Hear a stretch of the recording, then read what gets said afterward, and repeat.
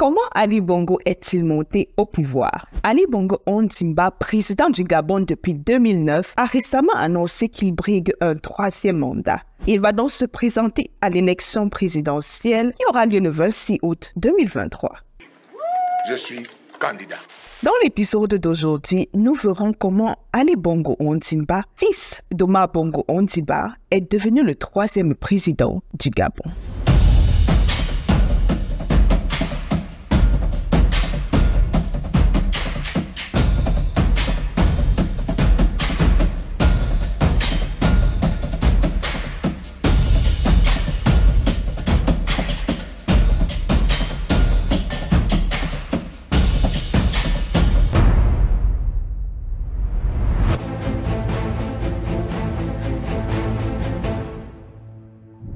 C'est en 1986 qu'Ali Bongo présente à son père son projet d'instauration d'une monarchie héréditaire au Gabon.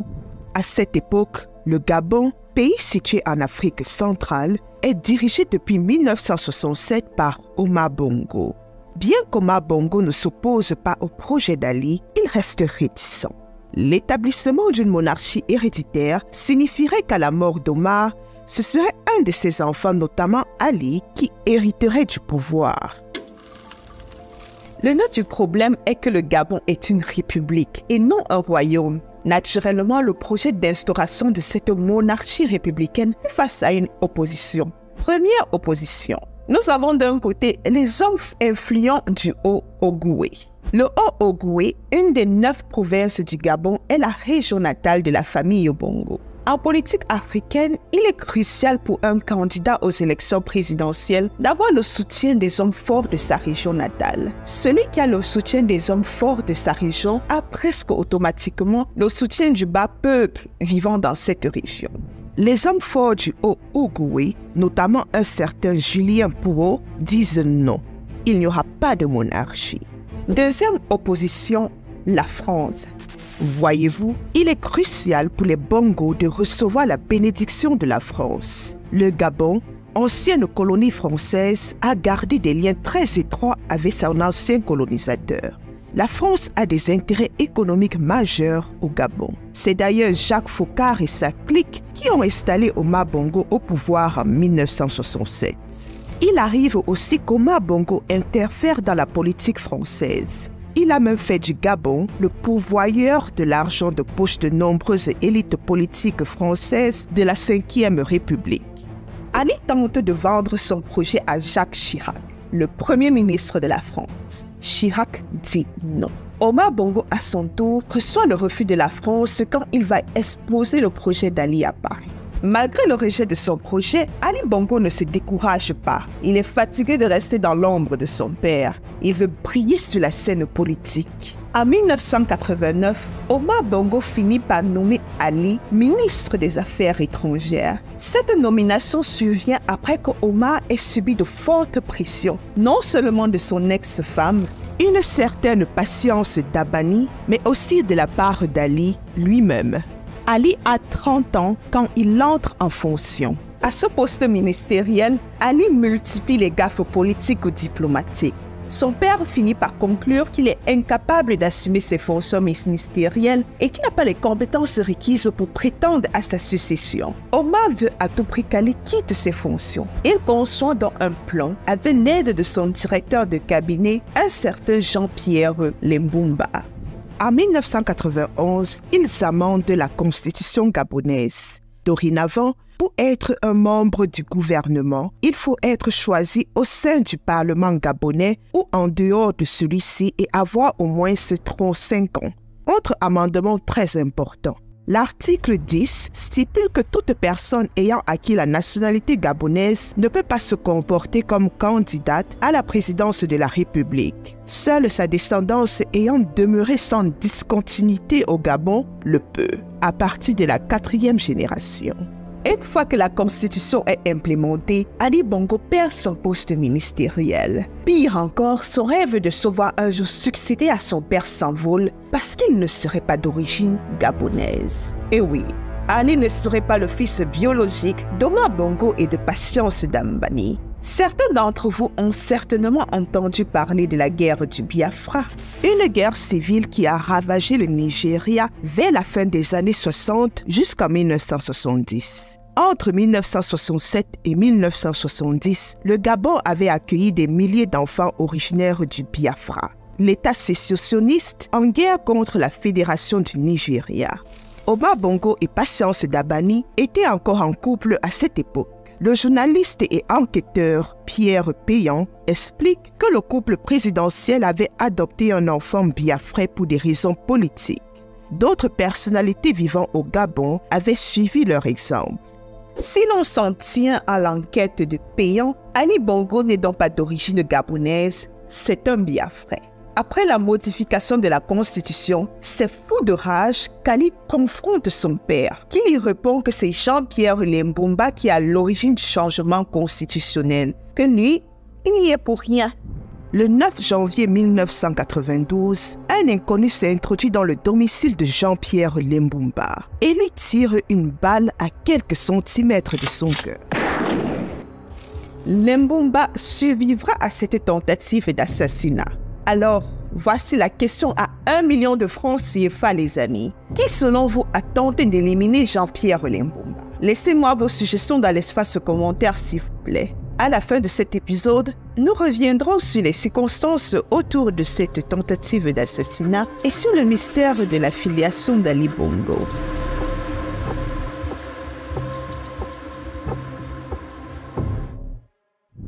Avant de poursuivre notre récit, j'aimerais gentiment vous demander de liker et de partager cette vidéo autour de vous si vous ne l'avez pas déjà fait. Si ce contenu vous plaît, faites-le connaître à vos proches. Pour ceux qui me découvrent avec cette vidéo, je m'appelle Lily et vous êtes en train de regarder l'histoire de votre actu, une émission qui revient sur le passé ou l'histoire d'un fait d'actualité politique ou culturelle lié à l'Afrique. Bon, retournons au Gabon, mesdames et messieurs. En 2008, Omar Bongo est très malade. Il est atteint d'un cancer. Sa santé a commencé à décliner des années plus tôt. Depuis lors, une grande bataille de succession s'est déclenchée. Omar Bongo a plusieurs enfants et au courant des années 2000, 3 de ses enfants ont principalement gravité autour de lui et de la politique gabonaise. Nous avons Ali Bongo qui, comme nous l'avons déjà vu, serait son fils adoptif. Puis Christian Bongo, fils que Omar Bongo a eu avec une certaine Célia. Et enfin, Pascaline Bongo, fille d'Omar Bongo avec une certaine Louise Mouyabi, Moukala. Omar Bongo est sur le plan affectif plus proche de Christian. Les rapports entre Pascaline et Ali sont des plus compliqués. Ils ne s'entendent pas. En ce qui concerne la gestion des affaires politiques et la gestion des finances du Gabon, Omar Bongo n'a jamais manqué d'afficher sa préférence pour Pascaline. En 1991, quand Ali est éjecté de son poste de ministre des Affaires étrangères, c'est Pascaline qu'Omar nomme comme son remplaçant. Au courant de l'année 2008, l'animosité d'Omar Bongo envers Ali est de plus en plus grandissante. Il lui reproche un certain nombre de choses, entre autres son manque de professionnalisme dans les affaires politiques ou le fait qu'il soit très proche de Patience Dabani. Après la fin de leur mariage, Omar Bongo et Patience Dabani ne sont pas en bons termes. Par conséquent, Omar n'aime pas voir Ali si proche de son ex-femme. Un autre reproche très important, il est convaincu que Ali complote avec certaines autorités françaises pour lui faire quitter le pouvoir le plus vite possible. Bref, la mort certaine du président Omar Bongo déclenche des luttes politiques, des luttes familiales et des disparitions. En parlant de disparition, le 9 avril 2006, Georges Hawiri, président du Sénat et le numéro 2 du régime gabonais, tomberait de mort. L'autopsie révélera qu'il a souffert d'un empoisonnement. La veuve de Hawiri désigne Ali comme le responsable de cette disparition. Alors, la question que l'on pourrait se poser est la suivante. Pourquoi Ali Bongo est-il le suspect numéro 1 dans l'exécution de cette affaire sordide? Tout simplement parce que Georges Hawiri faisait partie du cercle rapproché du président qui avait catégoriquement refusé de faire d'Ali le successeur d'Omar Bongo. Il Il cherchait à écarter Ali Bongo dans la course pour la succession et placer Christian Bongo à la tête du pouvoir. Pour Georges Hawiri, il était hors de question de mettre un Biafrais au pouvoir. Dans la sphère politique gabonaise, la voix de Georges Hawiri pesait énormément étant donné qu'il était le numéro 2 du régime. Les amis, il y a une citation du philosophe Thomas Hobbes que j'aime particulièrement qui dit « L'homme est un loup pour l'homme ». Le milieu de la politique illustre parfaitement cette citation. C'est un milieu où l'homme revient dans son état de nature et seuls les plus malins y survivent. Malgré les obstacles qui se dressent devant lui, Ali Bongo réussit à prendre les rênes de la nation gabonaise. Il l'a fait un 30 août 2009.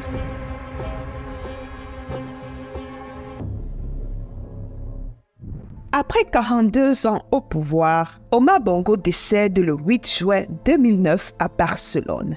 Il part sans avoir désigné un dauphin.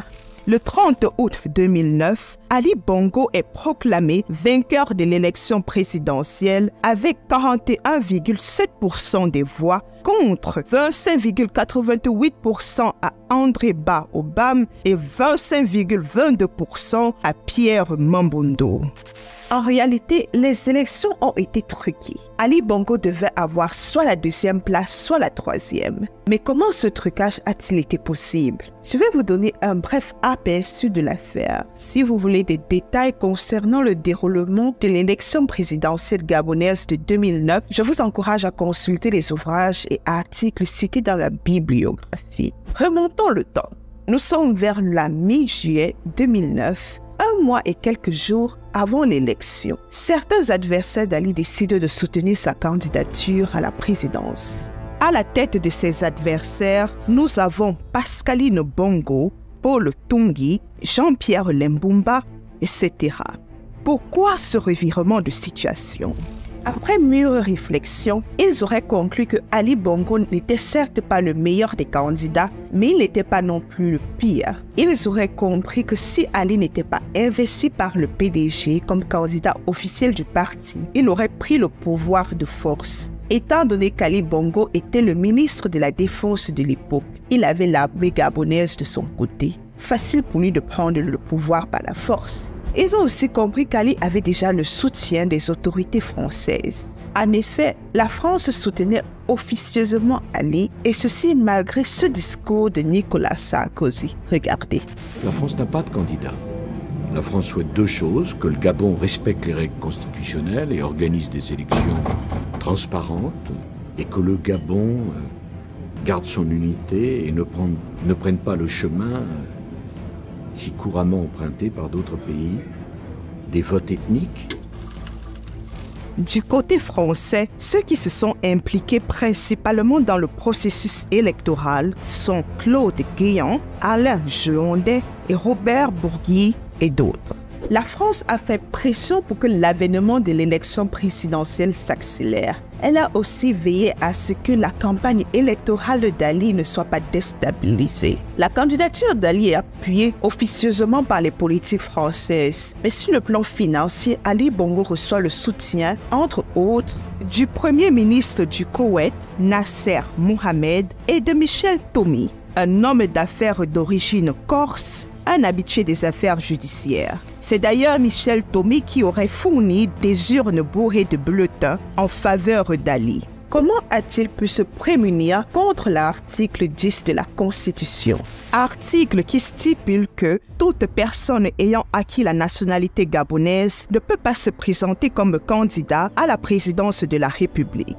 Article qui avait été soigneusement modifié par Omar Bongo et Jean-Pierre Lembumba en 1991. Avant le décès d'Omar Bongo, Ali Bongo se serait fait établir un vrai faux acte de naissance. Un acte de naissance qui fait de lui le fils biologique d'Omar Bongo et de Patience Dambani. Ali bénéficie aussi du soutien de Patience Dambani qui ne manque pas une occasion de souligner qu'Ali est en effet son fils biologique.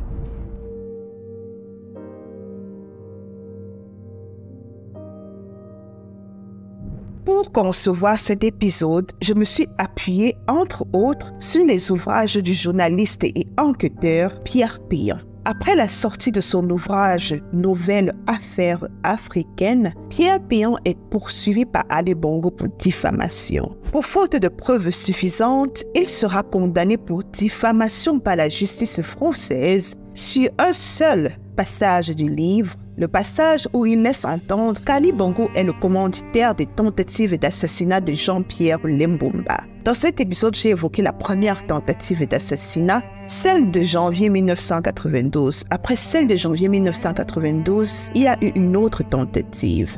Pierre Péan a en revanche été relaxé au titre de bonne foi pour plusieurs autres passages dans lesquels il l'imputait à Ali Bongo d'avoir commandité l'empoisonnement mortel de Georges Rawiri, président du Sénat et numéro 2 du régime. Il a aussi été relaxé pour ses propos sur la fraude électorale lors des élections présidentielles de 2009. Le tribunal a estimé qu'il a produit une documentation solide, variée et abondante pour étayer ses dires. La question de la filiation d'Ali Bongo n'était pas en débat durant le procès. Ce procès était pourtant une belle occasion pour Ali Bongo de démonter le résultat de l'enquête de Péan pour prouver à ses détracteurs qu'il est en effet le fils biologique d'Omar Bongo. Mais bon, il n'a sans doute plus rien à prouver. Les adversaires d'en face ne semblent pas faire le poids. Je tourne cette vidéo le 16 août 2023 et à ce jour, l'opposition gabonaise n'a toujours pas désigné un candidat unique qui va affronter Ali Bongo à l'élection présidentielle du 26 août 2023. À défaut de souhaiter au peuple gabonais une élection présidentielle qui se déroule en toute transparence, vu que je doute que ce soit le cas, je leur souhaite une élection présidentielle qui se déroule sans violence. À la prochaine.